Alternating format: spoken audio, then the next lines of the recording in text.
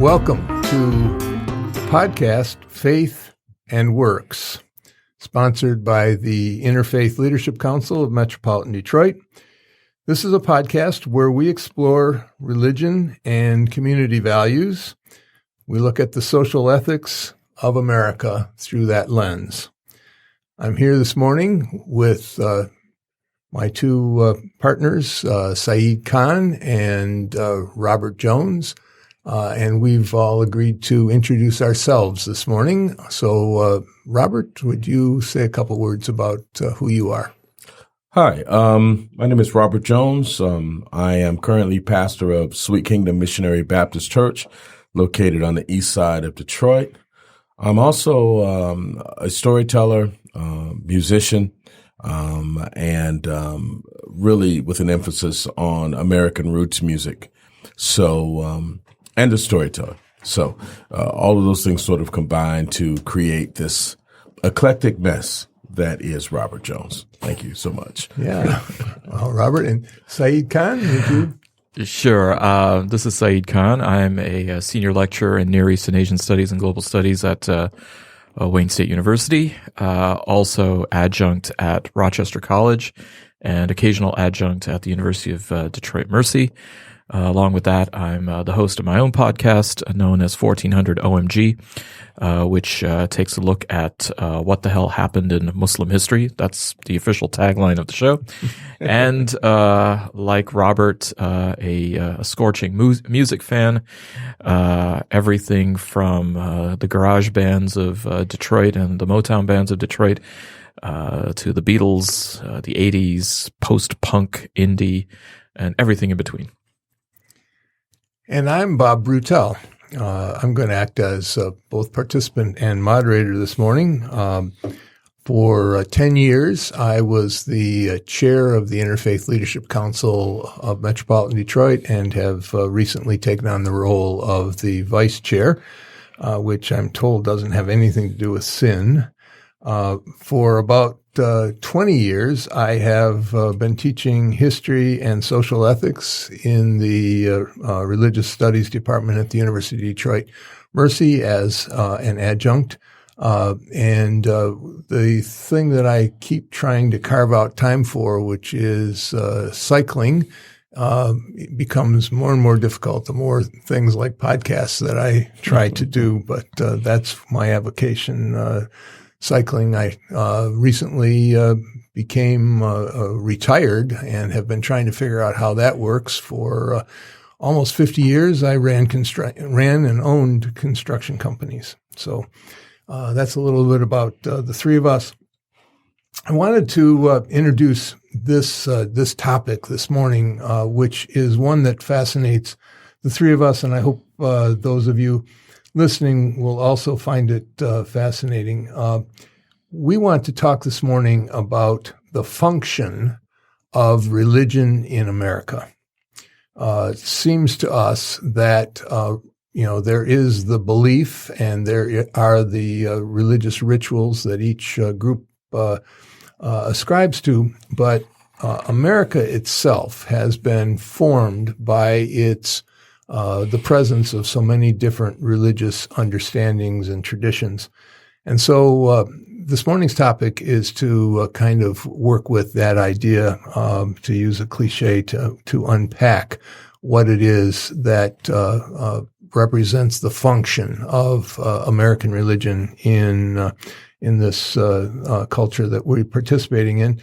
You'll remember from the last podcast that we did that we talked a little bit about what is religion becoming. And so that will be a consistent theme in the work we're doing. We really, all of three of us and the other guests that we'll have in the future, want to look at what is becoming of religion now, and whatever history we need to bring to that, that will try to inform that idea. And earlier today, when we were doing a little editorial discussion about this, Saeed brought up the idea or reminded us that recently Jay-Z has been called Judas. And so it seemed like an appropriate place to start because that is a a religious understanding, that's a religious metaphor.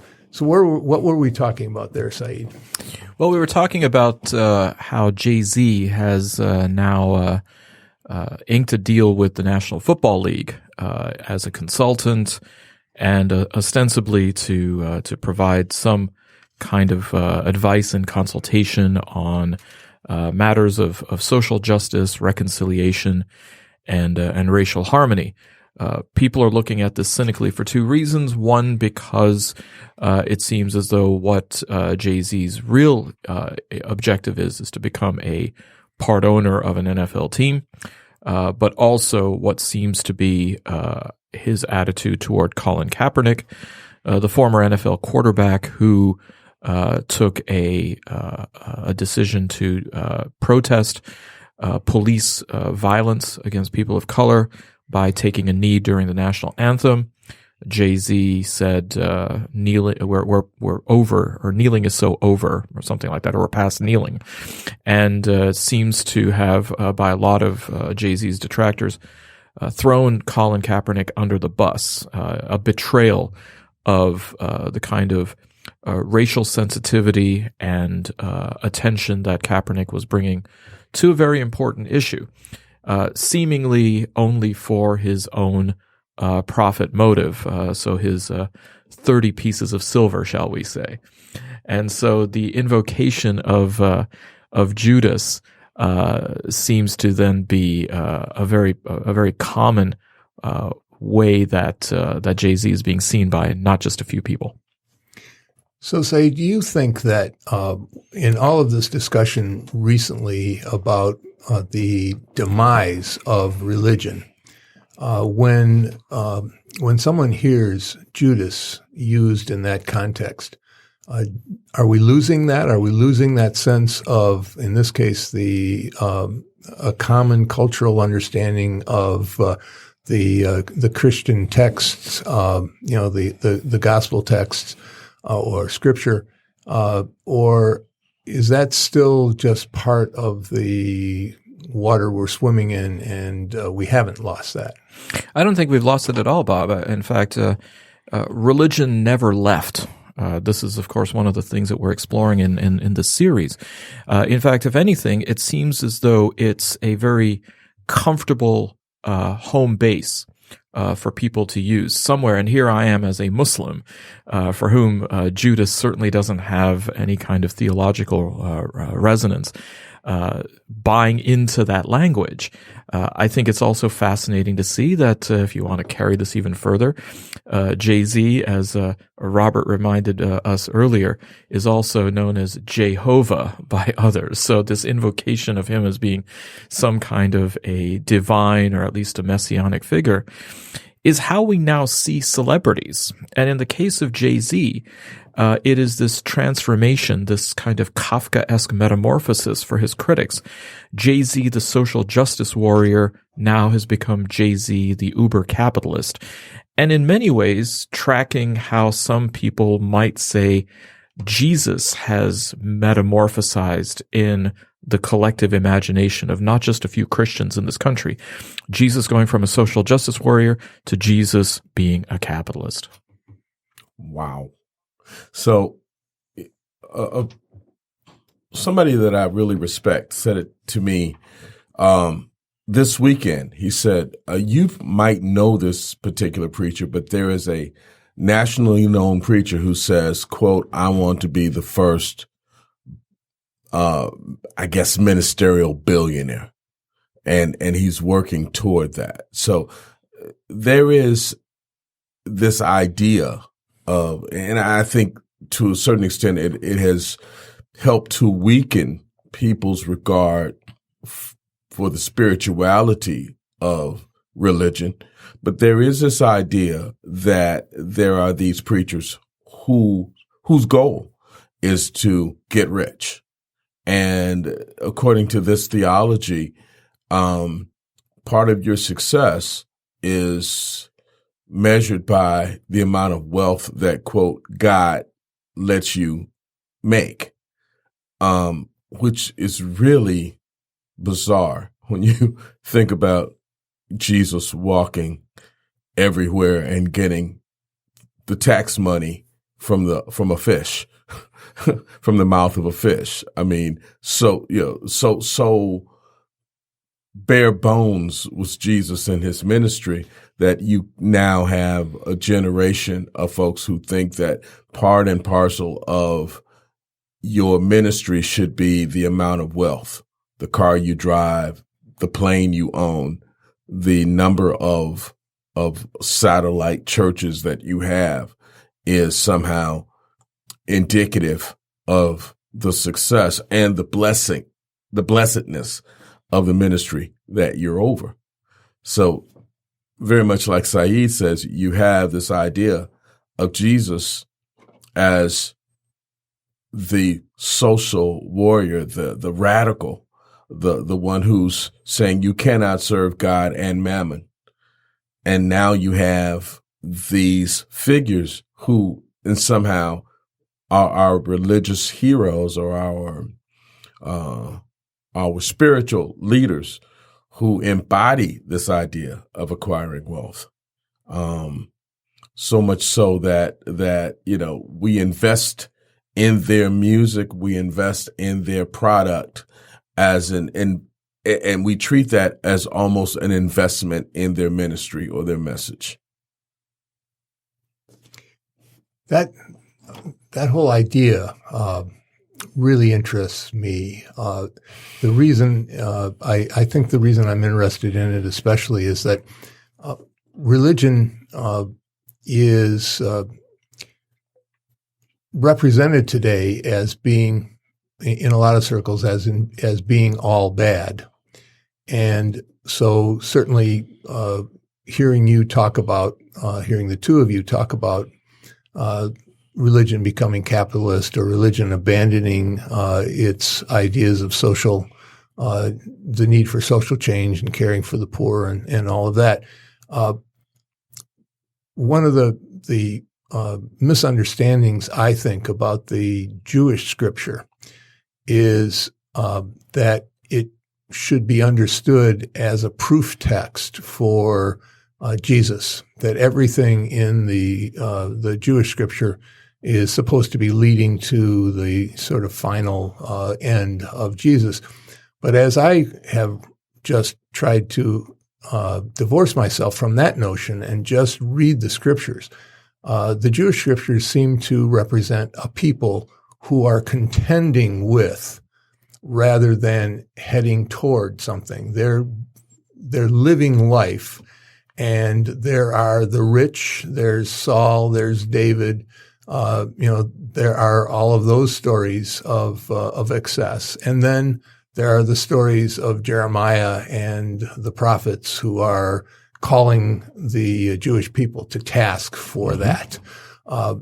And it seems to me that if we see religion in that context, we can see both these wealth gospels as being representative of a people who maybe have lost their way, as David seemed to at a certain point in his ruling career, and then others who come back to understand what we might call the true meaning or the difficult meanings, and contend with the really difficult meaning of the scriptures. What does that seem like to the two of you? Are there scriptures that are written on the subway walls that we should be reading today that would tell us what true religion might be, or is it that we've just lost the context of the understandings of Sharia, where you're supposed to give charity and take care of those others? What does that elicit from you? I think that first of all, I agree with Saeed. Religion has never gone away. Okay, so you always have this conflict, and I think you will always have this conflict. There is a time when we're making money, and everybody seems to be wealthy, and we're moving toward this utopia of prosperity. And then up pops the prophet who says, you think everything is going well, but the widows are not taken care of, and the orphans are starving, and people are not receiving justice, and God is not pleased. So, strap up, because God's going to put an end to this pretty quickly if you don't change your ways.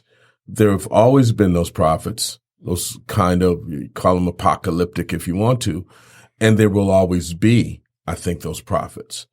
And one of the dangers that we lapse into periodically is this idea that, isn't your paycheck bigger? Can't you buy a bigger car? You can enjoy your big screen TV and your 6-pack or 12-pack or however many you have to have in your pack. And isn't America great? And isn't this what America's all about? And then you have the prophets who say there are people in detention centers who are being mistreated, and you're comparing those detention centers to a concentration camp. There are young people who are roaming around without an ethical center. You have people who have weapons that can kill 20 people in about 10 seconds. And there is this frustration and this fear and this inhumanity that's going on in the midst of your prosperity, and that you must attend to this because God is not pleased. That's a message that has always, those two messages have always existed, and I think will always exist until or unless we somehow change the paradigm of what it is to be successful. If this paradigm of being a successful country was that our most vulnerable are taken care of, and we take pride and joy in that we have no children going hungry, nobody having to pay for health care in the sense of your life depends on your income. If we kind of got to the point where that is the paradigm of our success, then we might be able to talk about there being some kind of a reconciliation between those two aspects of religion. But we're a long way from that, and I'm not sure that, pardon me, before Jesus comes back, if we'll ever get to that. So, my thinking is that those things have always existed and will always exist.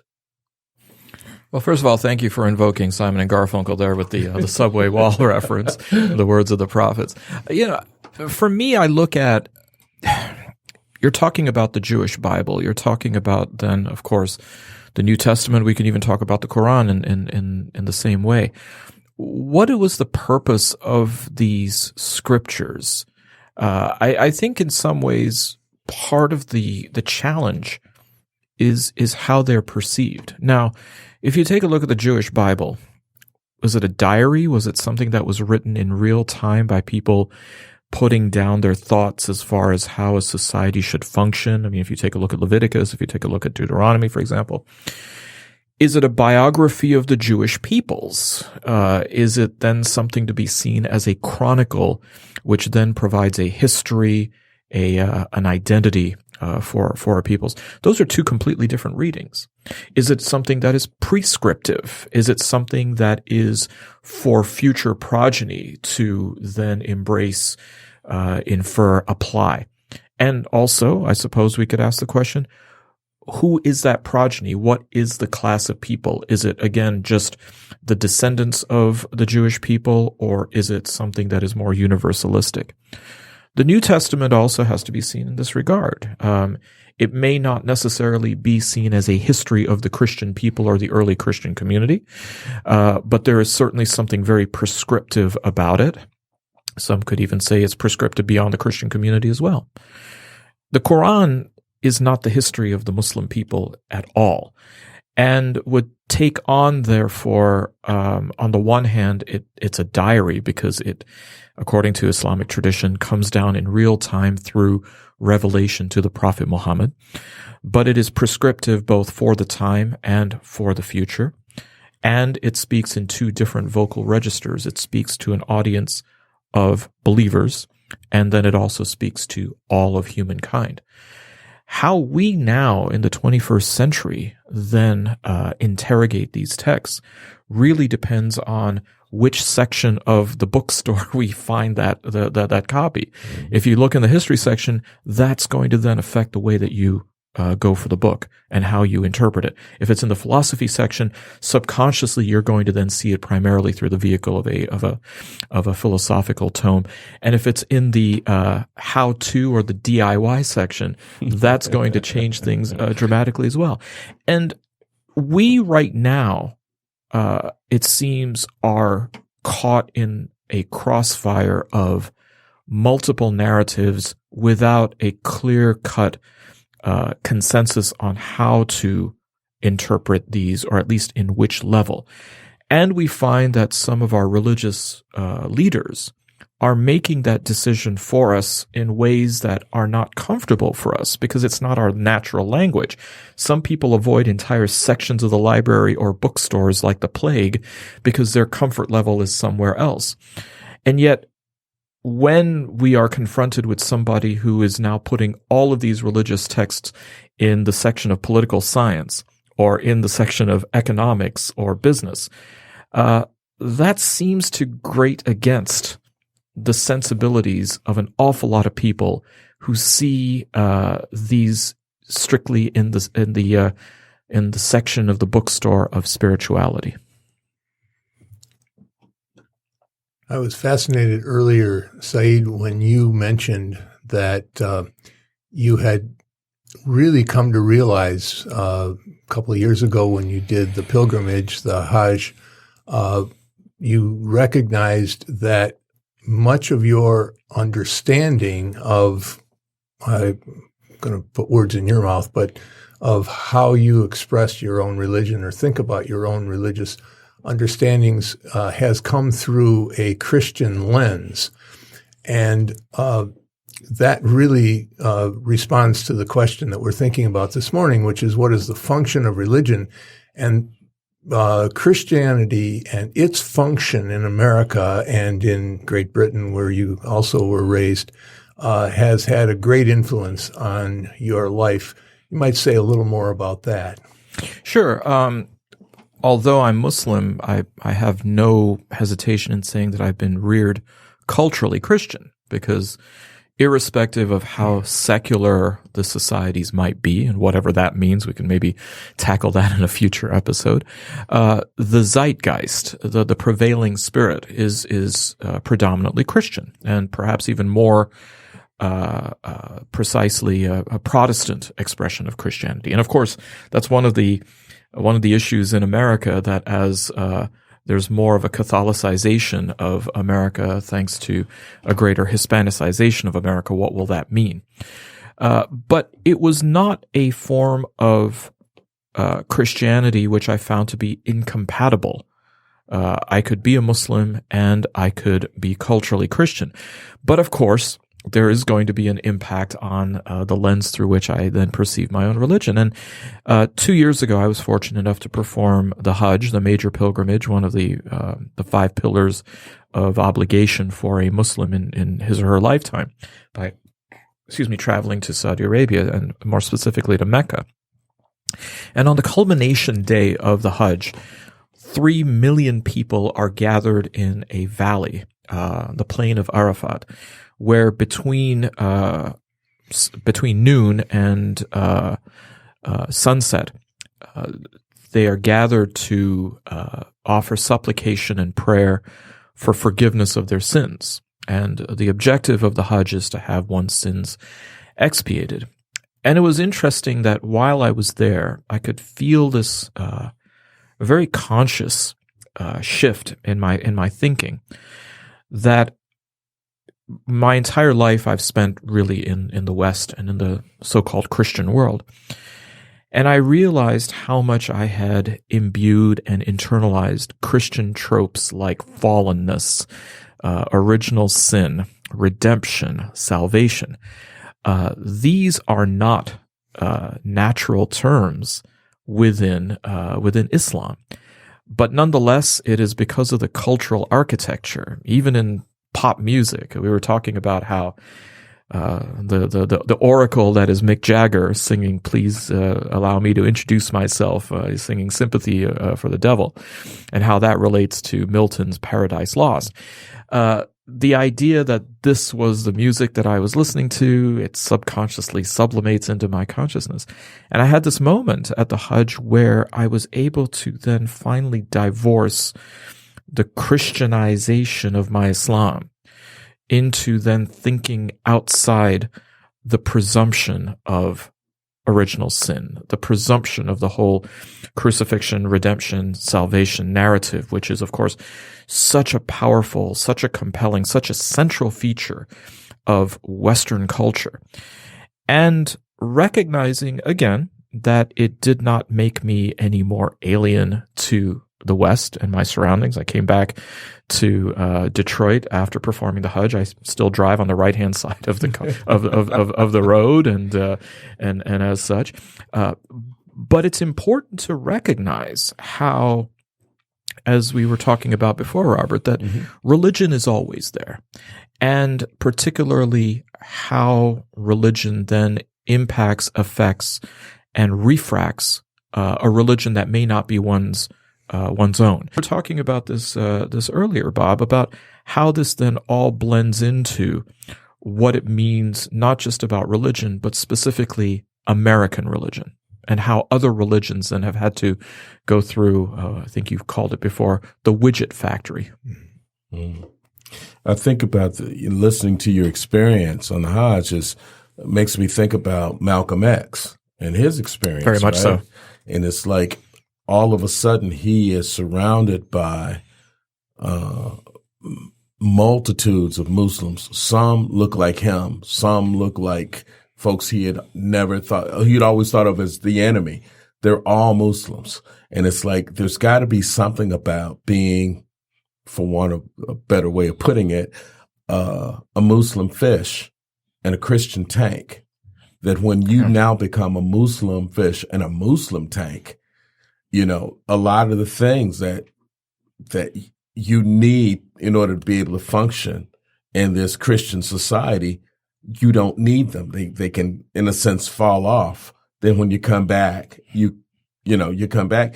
And it makes me wonder, too, how we understand that folks who live, to carry the same metaphor, how folks who are Christians and a Muslim tank, you go and you do a cartoon of Muhammad, and then you're just shocked at the violence and the vehemence that people who take offense to that cartoon react with it. You know, because in America you can parody anybody, and basically you might ruffle a couple feathers, but you go to a place where it's understood that there are certain people, certain personalities, certain icons that you don't touch and you don't parody and you don't mess with.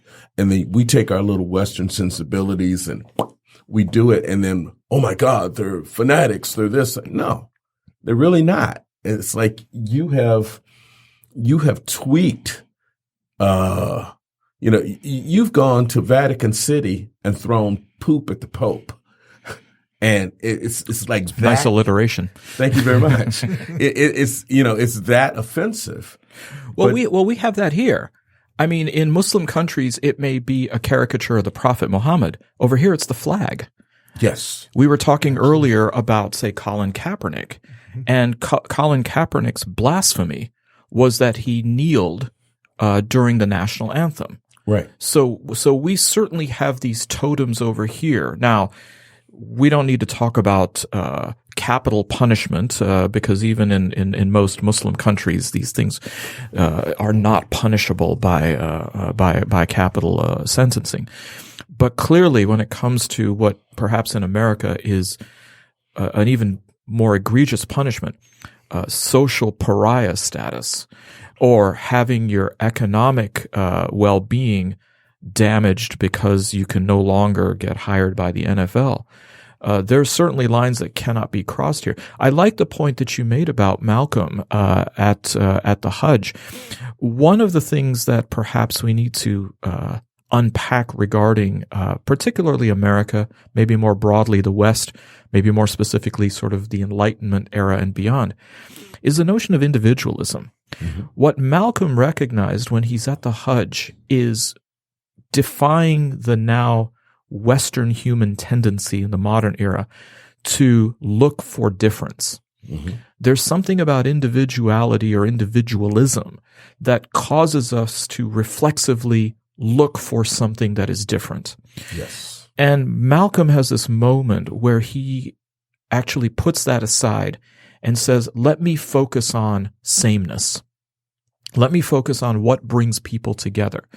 We are at a point now in certainly America's history, present and near future, where the focus on individualism, certainly brought about by identity politics, shows that we are almost actively looking for ways to distinguish ourselves from one another. And so how toxic that has made the environment really needs to be better assessed. So human beings are really interested in the meaning of things, right? There is a need, I think, a very compelling need for us to figure out the meaning. Are we the same or are we different? How are we the same? How are we the different? What is the meaning of this or that action? Religion has always provided the myths. We probably should do a podcast just on myths sometime, but religion has always provided the myths by which we live. And in America, as we talk about the functioning, we should look at, I think it's important anyway, to look at the history of America. The question always is, where do you start? And in my courses, I have difficulty figuring out because every time I start someplace, I think, well, you really need to understand something that was going on before that, and we keep going back. But one of the things that I think is powerful is to look at the early history of America in terms of the Spanish Portuguese Catholics who were showing up on the North American and South American shores, and the English, who both brought their religious understandings to America in ways that I think when you talk about how you had to differentiate your Muslim understanding from your Christian cultural upbringing, Saeed, I think that it's clear to me anyway that it began, that Christianizing in certain ways began in the early history of America. You take the Spanish and the Portuguese who came to these shores with both missionary priests, friars, and also soldiers, and so they came for the cross and the sword. The English don't come with such a military understanding, although they act as their own militia, as the Native Americans figured out quite soon. But they bring an understanding of the Calvinist religion in their Pilgrim and Puritan understandings. These two experiences of Christianity have their echoes, reverberations today. I think you were expressing that, Robert, was also. So let's look at that for a minute. The sword and the cross. You had some interesting understandings of that. Robert, what were you thinking about the sword and the cross and how that's influenced us even today? Well, the idea that when you come to a place and you find a native culture there, that you can tell yourself that I'm doing them a service because I bring the cross. But if you don't want to accept the cross, then I have the sword, which is totally un-Jesus-like. That comes really from the culture. That comes from, say, when Rome adopts Christianity as its religion, you graft the religion onto what is still a conquering empire, the idea of empire.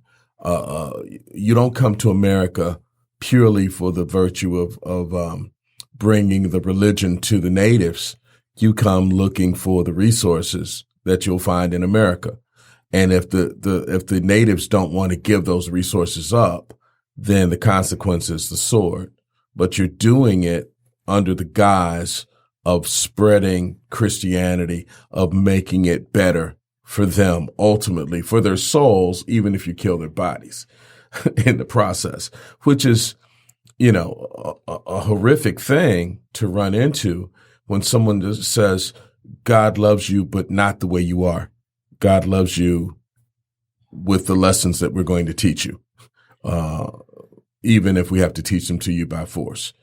I think that has all too often been the way that Christianity is spread. Now, admittedly, even with that, Christianity brings some good things with it. It often brings this idea of the priest who has a sense of social responsibility. It's amazing how we keep going back to movies, but I remember a movie called The Mission with Robert De Niro. Excellent movie. Jeremy Irons, Robert De Niro. Beautiful. Right? And one priest Everyone should see it. is passive and is nonviolent, and the other priest is a former soldier and picks up the sword, and one guy's going to deal with it in a nonviolent way, another guy's going to deal with it in a violent way, and both of them ultimately end up being destroyed by this machine that's bigger than both of them. That's right. Oh, I hope I haven't spoiled it for anybody who hasn't seen that movie. It's still worth seeing. But it's amazing, right? Mm-hmm. So you've got that idea that this machine, this behemoth, which uses religion as its guise, is going to be satisfied, regardless of how you oppose it. And I think you have to realize that when you look at the myth or the stories that we find in the Bible, it's saying that God is not on the side of this behemoth. God is always reminding us that this behemoth is a construct that is created not in his image. Without getting way out there, I hope, look at the book of Revelation, where you look at this idea that the last thing that falls is the whore of Babylon. And people debate what that, who the whore of Babylon is, or what that symbol represents. But I think it's the whole idea of money. It's the idea of commercialism. That is the thing that has motivated and driven all of the atrocities over the years. In the name of religion, we will do anything for the love of money. Well, yeah, it's interesting if you take a look at the four main countries of origin for the American experience in the 17th, 18th centuries. I mean, I don't want to discount the Dutch. I mean, they came over. I get that, New Amsterdam. But the Spanish and the Portuguese come to America not as runaways. They're not fugitives or runaways or renegades from escaping persecution. In fact, if anything, they're coming representing the church, right? I mean, you've got church sanction, church underwriting with the Holy Roman Empire, with even back in 1492, the church's involvement with Ferdinand and Isabella in underwriting Columbus's navigation.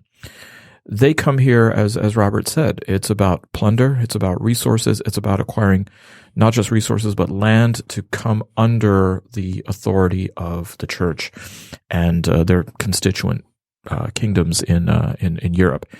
So the mentality is totally different. They're also Catholic, obviously. The closest approximation you have to Northern Europeans with this is actually the French and their sojourn into what is today Canada. They bring missionaries as well, some of whom were even here in the Metro Detroit area, like Gabriel Richard and Marquette. For them, it seems as though they weren't as interested in converting the natives. For them, it was much more insular, and this perhaps maybe is more of a cultural French thing than anything else. For the English, not Catholic, both Calvinistic, some Anglican church, when they come to the Americas, it is literally to settle down. They are escaping something. So their mindset is entirely different. Their interaction with the native population is entirely different. They do not see conversion as being a priority, an imperative. For them, at best, they are a group to overlord, and at worst, a group to exterminate, because they just simply are an obstacle or an impediment for something else. But you look at the development of religion in the American colonies, and it starts off by a recognition that we need to have boundaries. The Calvinists who come in, the Puritans, into the Massachusetts Bay Colony in 1620, and mind you, they weren't the first to come here in 1619. Of course, we have slaves that are brought over here, and we're on the anniversary, 400th anniversary of that. And we have the Anglicans that came before them. That's right. I mean, you've got it at Roanoke and all. Right. But so you have then an internal conflict among these various Christian groups. Roger Williams establishes a Baptist colony in Rhode Island because he did not want to be under the authority of the Calvinist, both religious authority as well as the cultural and political authority that was established in Massachusetts. And so you have then the establishment of state religions within the 13 colonies. Maryland, Virginia, for example, leaning at least in Maryland Catholic. But it seems as though there was a decision made early on by the founding fathers that this was not really a tenable model if we were going to come together as one nation. They were probably heavily influenced by what was happening in Europe. The solution to the 30-year wars over there in the 1640s was the concept of the nation state, Europe reorganizing itself with boundaries and borders where people were brought together by their own specific ethnicity, religion, culture, language, for homogeneity's sake. And it was good to keep the peace. That wasn't a model that would have really worked in America, and so you find then the need to deregulate religion as away from the model of having each state having a religion to it being religion neutral. This would allow people to travel from one place to another, not feel inhibited to go from one place to the other. Because let's face it, having different state religions would make it as probably problematic as having different currencies in each state, having, well, of course they didn't have electricity back then, but imagine having different plug outlets in different states. You needed a sense of unification, and so they had to remove the impediment that kind of diversity of religion at the state level would bring. Yeah, and it seems to me that we need to, at some point in another podcast, talk about the significance of disestablishment and how that has informed our culture, opening up what you might call the market for ideas in religion in America has had huge implications for America and probably is one of the things we're struggling both for and against in America right now is the idea of some sort of an established religious concept that might come under the rubric of white nationalism. One of the things that Robert mentioned, and probably that we're headed toward a close here for this particular podcast, because we were talking, we wanted to make sure that we talked a little about the understanding that Robert mentioned earlier, that we have both good and bad inclinations within religion. And I was reminded, as you, Robert, were talking about the Portuguese and Spanish coming with both the cross and the sword, that they also came with Bartolomé de las Casas, the first bishop in the Americas, who at first argues that you can't enslave native people, but then eventually he at first he says, well, the Africans are more suited to enslavement than these natives, but he later comes around to realizing that he was wrong in saying that also, and changes his mind, and he argues vociferously a voice that is probably very prophetic in both the fact that he seems to be a prophet for a better way of thinking, but is also a voice crying in the wilderness because he's mostly unheeded. But it seems to me that there are these voices within religion, and they seem to come out of religion. I'm looking at our current political context, and it's hard for me to see some of the current candidates to oppose our president without seeing them in a prophetic role. Not all of them, and I don't want to get this into just the politics of individuals, so you can guess which candidates I'm talking about. But I think that there's a couple of candidates who are being very prophetic in the way that they're coming to their values, and the way they're suggesting that a certain aspect of Christianity be emphasized, one that they would see and that many of us would see as the more positive aspects of Christianity. So, are there any final things that you all would want to say about that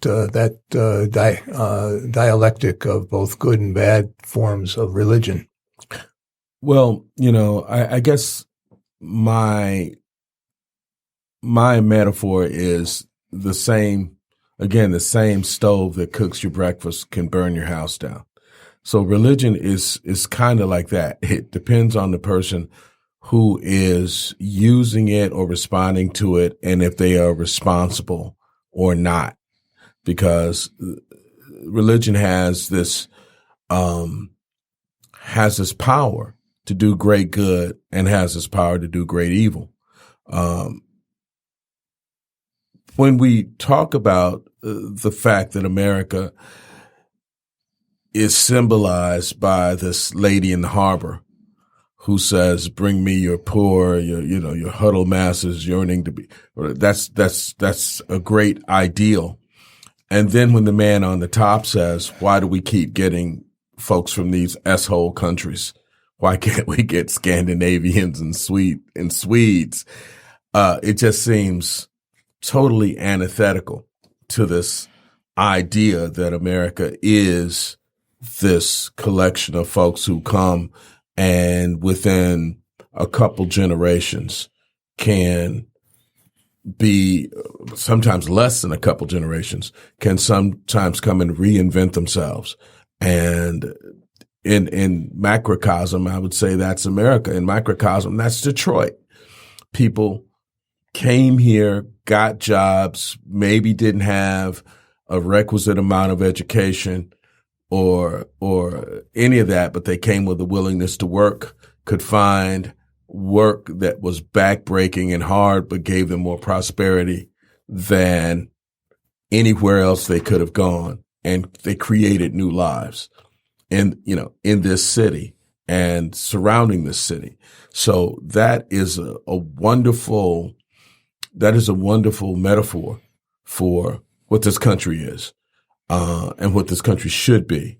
Now, the fact is that if you get here first and you establish that there is a pile of food, there is a pile of wealth, there's something about laissez-faire capitalism or deregulation that says, if I climb on top of that pile of food first with a shotgun, it's my pile of food. Now I am the privileged, and I'm looking at you coming after potentially my wealth, and I must protect it. It must become territorial. And so now we're having folks who are looking at the folks who are coming and saying, we want to participate in this dream too. Our ideal is to come here and participate in this ideal that is America. And you say, no, America is for Americans.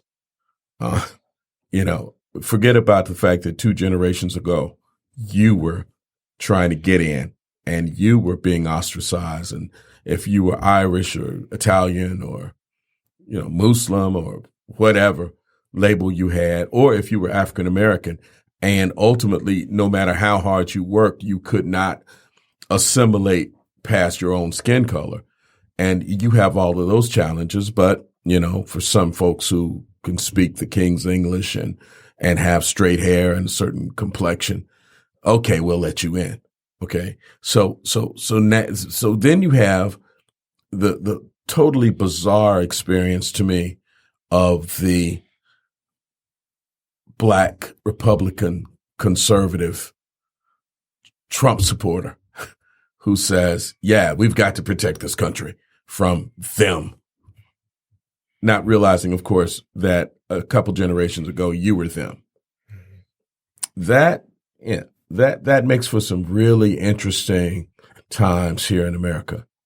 We've got to reconcile that somehow, because the work of the church is to, if we cannot serve 2 masters, which master do we serve? It's you're asking the question about politicians speaking within a certain religious register in the upcoming elections as a counterweight to Trump. Trump, in fact, today said that he appreciates somebody likening him to the King of Israel and the second coming of God. Clearly, Trump traffics. Yeah, exactly. I mean, let that sink in. Clearly, he traffics in a certain theological narrative and vernacular. And more importantly, he has been given that dispensation, pardon the pun, by religious leaders in this country. It's ironic that he does so in a way that many would argue defiles religion as a whole. At the same time, you've got people who simply wanted to take the oath of office when being elected to Congress, using a copy of a Quran that belonged to the personal library of Thomas Jefferson. People like Keith Ellison, when he was a congressman from Minnesota. More recently, people like Ilhan Omar from Minnesota, Rashida Tlaib from right here in the Metro Detroit area. And this was seen as a heresy, even though, of course, there is absolutely no requirement constitutionally for taking the oath on a religious scripture or on anything for that matter. At the same time, then, you've got politicians now who feel the need that they have to counter Trump's invocation of theology with theological language because they know that this vocabulary is in play. Mm-hmm. They know that this terminology is what is resonant. I remember 25 years ago, whenever I'd watch an award show, whether it was the Oscars, the Emmys, the Grammys, people who would come up on stage all had a red lapel ribbon, and that was to bring attention to the AIDS epidemic. They would thank, usually in no particular order, their agent, their significant other, maybe their producers, moms, right. and other people who were involved in the project. You would rarely hear somebody thank God and or Jesus. Now, that seems to be almost all people or whom people want to thank when it comes. So the country has definitely shifted when it comes to what is the vocabulary and the expectation of that.